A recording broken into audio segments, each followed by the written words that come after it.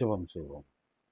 அன்பும் இரக்கமுள்ள பரலோக தகப்பனே, மனமகிழ்ச்சியான இந்த காலை வேளைக்காக நன்றோடு ஸ்தோத்திரிக்கிறோம். நாங்கள் நிற்பதும் நிர்மூலமாக நிற்பதும் கர்த்தருடைய கிருபையே. உடைய இரக்கங்களுக்கு முடிவில்லை.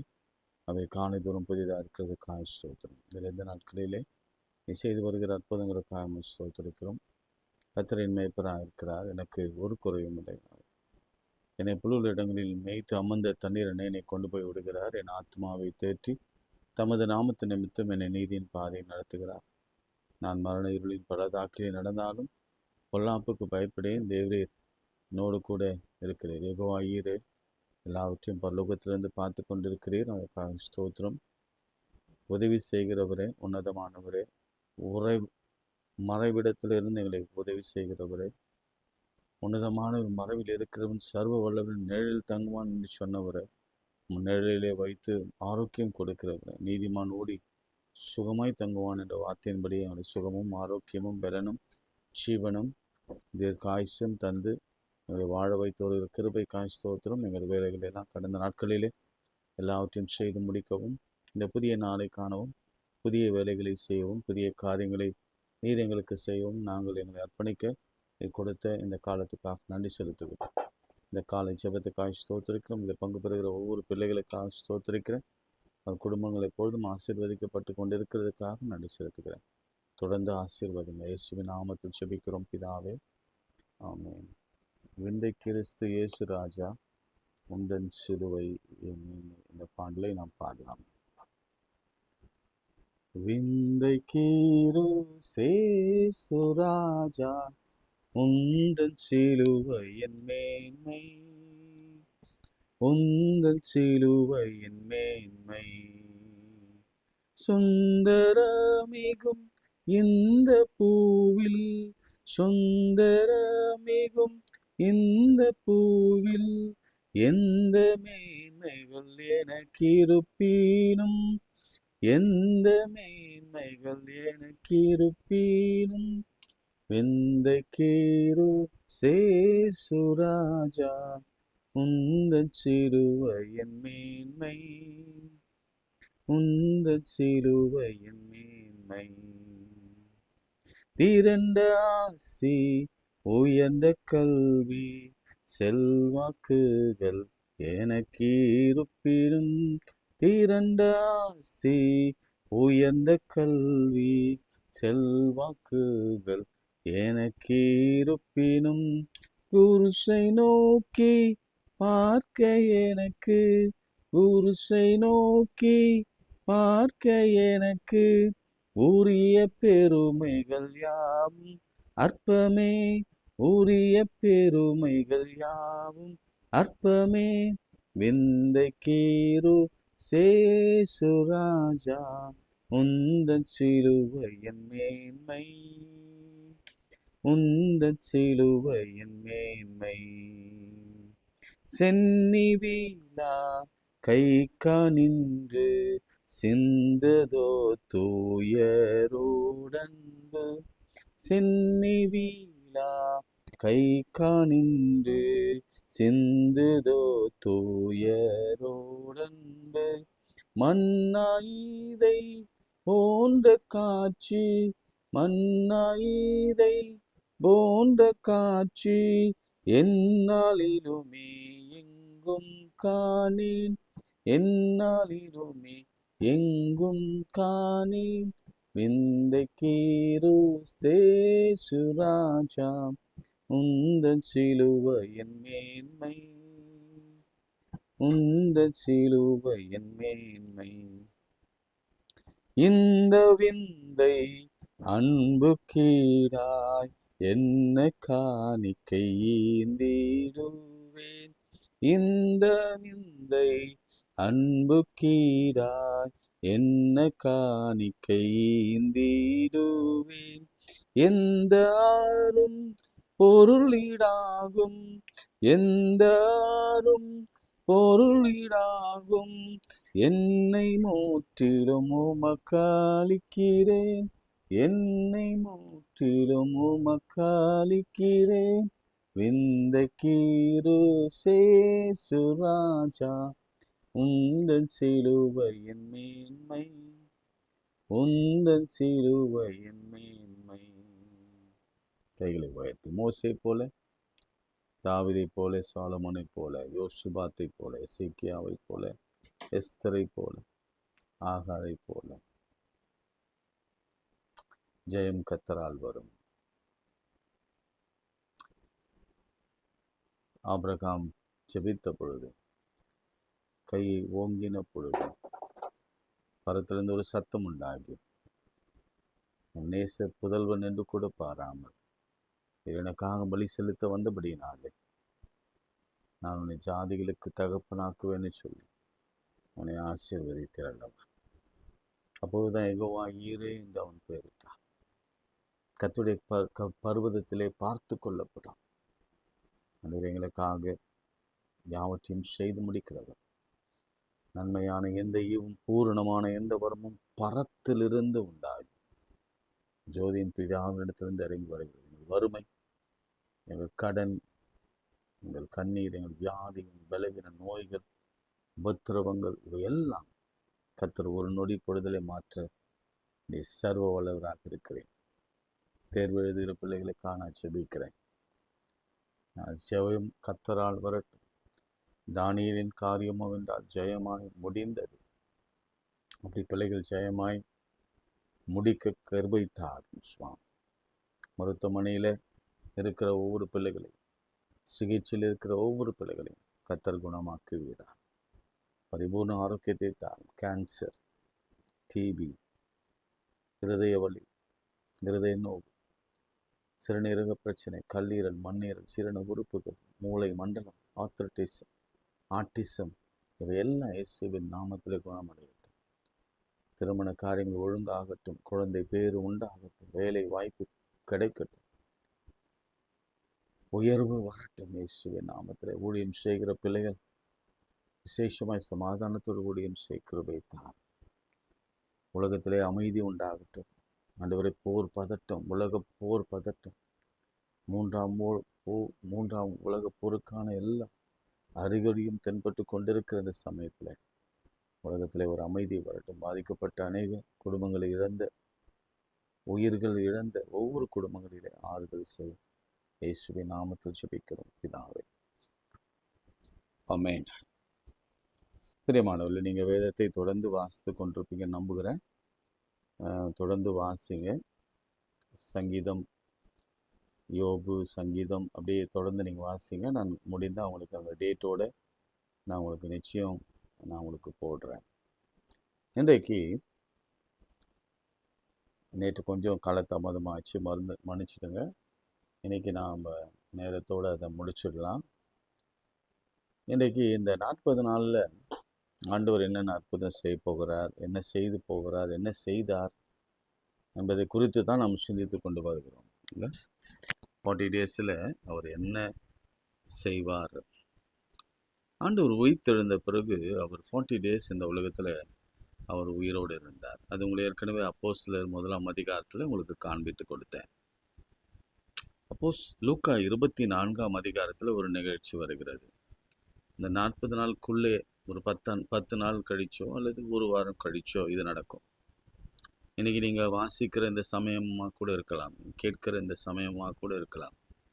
அன்றைய தினமே அவர்களில் 2 பேர் எருசலேமுக்கு 7 அல்லது 8 மைல் தூரமான எம்மாவு என்ற கிராமத்திற்கு போனார்கள். அன்றைய தினம் என்ன, இயேசு கிறிஸ்து உயிர்த்தெழுந்தார் என்று சொல்லி 10ஆம் வசனத்தில் மகதலேன மரியாளும், யோவன்னாலும், யாக்கோபின் தாயாகிய மரியாளும், இவளோடு கூட இருந்த ஸ்திரீகளுமே ஃபஸ்ட்டு பார்த்தாங்க அப்படின்னு சொல்லப்பட்டிருக்கிறது.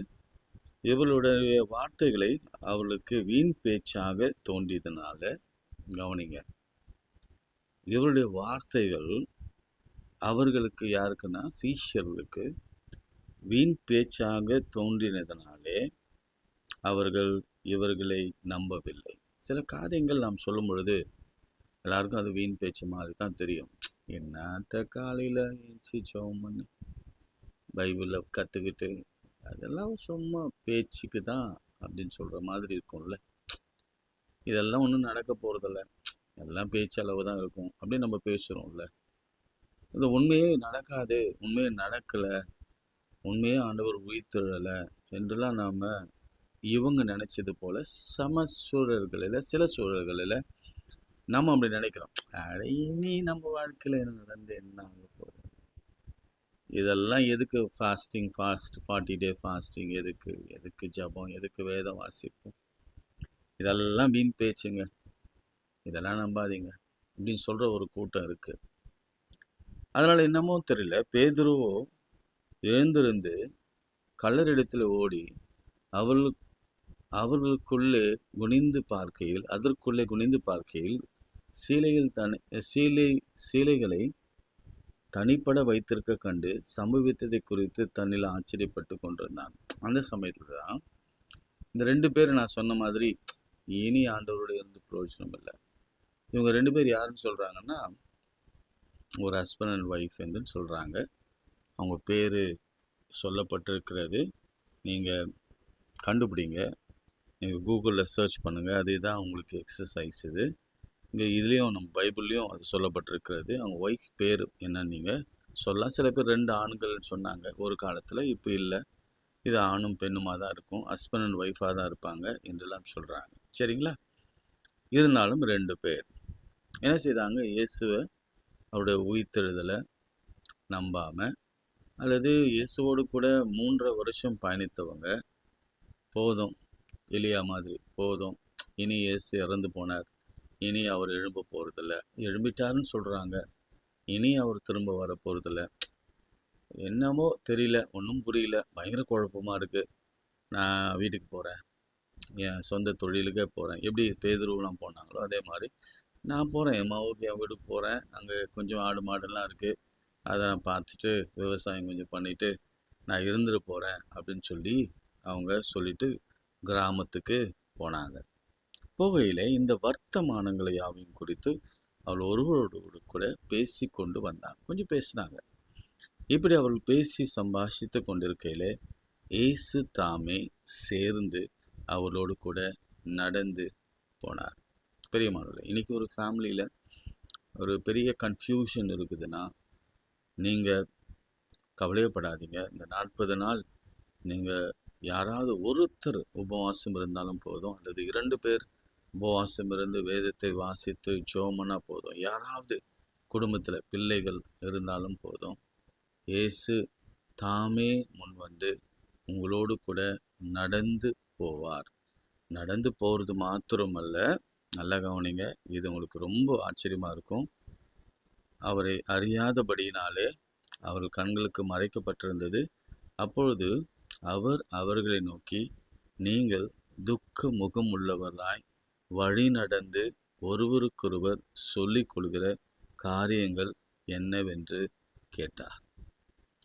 அவர் விசாரிக்கிறவானபடினாலே அப்படின்னு ஒரு வார்த்தை, அவருக்கு பேரே அவர் விசாரிக்கிறவர் தான். விசாரிக்கிறார். நீங்கள் ஏன் அவ்வளோ டல்லாக இருக்கிறீங்க, ஏன் துக்கமாக இருக்கிறீங்க, உங்கள் பேச்சில் ஒரு சோகம் இருக்கு, விரக்தி இருக்கு, டிப்ரெஷன் இருக்கு, ஏன் என்ன ஆச்சு அப்படின்னு விசாரிக்கிற ஒரு ஆண்டவர். சேர்ந்து நடந்து போவது மாத்திரமல்ல, நம்முடைய தேவைகளை அறிந்து அவர் விசாரிக்கிறவராக இருக்கிறார். எஸ்பெஷலி இந்த 40 days. இன்னைக்கு என்னோடு கூட சேர்ந்து 40 நாளில் நீங்கள் ஒரு நாள் கூட விடாமல் இந்த ஜெபத்தில் பங்கு பெற்று கொண்டிருக்கிறீங்க. ஒரு நாள் கூட விடாமல் எப்படியாவது கொஞ்சமாவது வேத வசனத்தை வாசித்து கொண்டிருக்கிறீங்க. எப்படியாவது ஒரு அரை நாளாவது உபவாசம் இருக்க பார்க்குறீங்க, அல்லது வாரத்தில் 1-2 முறை, புதனாவது வெள்ளியாவது 2 முறையாவது, அல்லது சிலர் பார்ஷியல் டேனியல் ஃபாஸ்டிங் மாதிரியே கறி சாப்பிடாம வெறும் பருப்பு கீரை வகைகள் மாத்திரம் சாப்பிட்டு இருக்கிறீங்க. இப்படி இருக்கும் பொழுது உங்களுக்கு என்ன தான் கிடைக்கும் அப்படின்னா, நான் உங்களுக்கு தெளிவாக சொல்கிறேன், ரொம்ப கிட்ட வச்சு சொல்கிறேன், அவர் வந்து உங்களோட நடந்து உங்களிடத்துல சம்பாஷித்து உங்களோடு கூட பேசி நீங்கள் ஏன் துக்கமாக இருக்கிறீங்க என்று விசாரித்து மாத்திரமல்ல, அவர் தம்மை வெளிப்படுத்தவும் செய்ய போகிறார். ஆமென். இன்னைக்கு அதுதான் நான் உங்களுக்கு ரொம்ப உற்சாகப்படுத்தும்படி சொல்கிற ஒரு காரியமாக இருக்கிறது. இது ஒரு பெரிய சப்ஜெக்ட். அதனால் இந்த 2 வார்த்தைகளை மாத்திரம் நான் சொல்லிட்டு உங்களுக்காக நான் செபிக்க போகிறேன். அது என்ன தெரியுமா? அவர் கூட நடந்து போனார். இதுதான் ஃபர்ஸ்ட் நம்ம பார்க்க வேண்டிய ஒரு விஷயம். இயேசு தாமே சேர்ந்து அவளோடு கூட நடந்து போனார். அந்த அனுபவம் இருக்கா உங்களுக்கு? ஆண்டவர் அந்த அனுபவத்துக்குள்ளே வந்துருங்க. ஆண்டவர் கூட நடக்கிற ஒரு அனுபவம், இல்லை நாம் அவரோடு கூட நடக்கிற ஒரு அனுபவம்.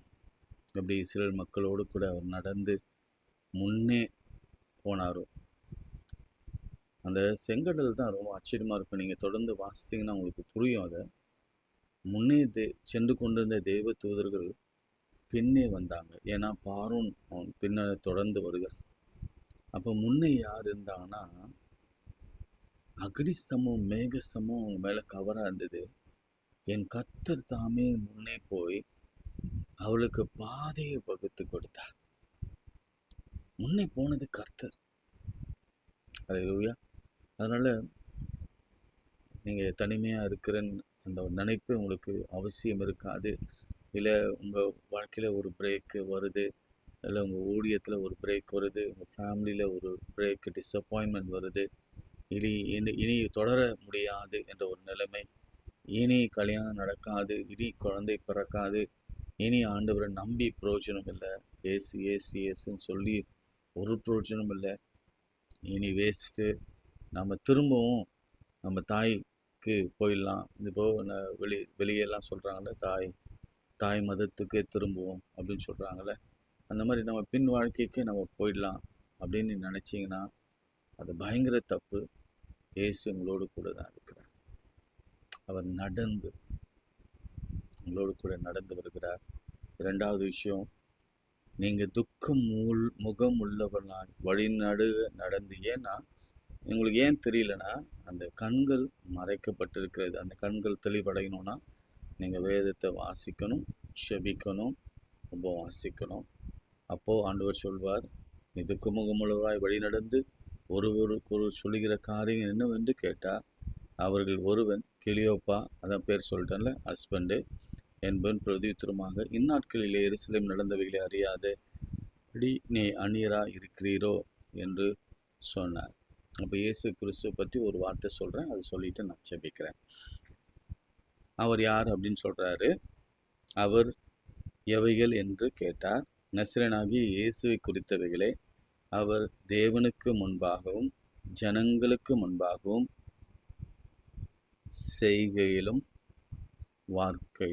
வாக்கிலும், செய்கைன்னா உங்களுக்கு தெரியும்ல, செய்கை, கிரியை அல்லது ஆக்ஷன், அதான் அதனுடைய அர்த்தம். ஆக்ஷனில், வார்த்தையில் வல்லமையுள்ளவரான தீர்க்கதரிசியாக அவர் இருந்தார். ஜெபம். ஆண்டவரே, நீங்கள் செய்கையில் வாக்கில் வல்லமையுள்ள தீர்க்கதரிசியாய் தகப்பனாய் இருக்கிறீர். நமக்கு ஸ்தோத்திரம் செலுத்துகிறோம்.